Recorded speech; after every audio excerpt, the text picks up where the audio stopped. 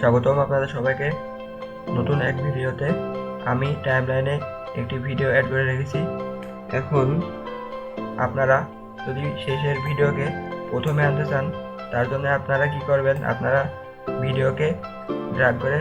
প্রথম ভিডিওকে ড্র্যাগ করে শেষে নিয়ে যাবেন, তারপর শেষের ভিডিওকে প্রথমে নিয়ে আনবেন। এভাবে কিন্তু আরও সহজে ভিডিওকে রিঅ্যারেঞ্জ করা যায়।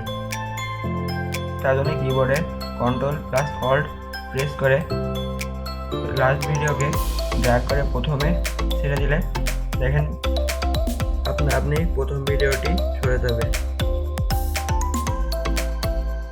আপনারা ড্র্যাগ করে প্রথম ভিডিওকে আর শেষে নিয়ে যেতে হলো না। এই ভিডিওতে আপনারা শিখলেন কিবোর্ড শর্টকাট। এই ভিডিওটি এখানেই শেষ। ভিডিওটি ভালো লাগলে চ্যানেলকে সাবস্ক্রাইব করেন আর ভিডিওকে লাইক করেন।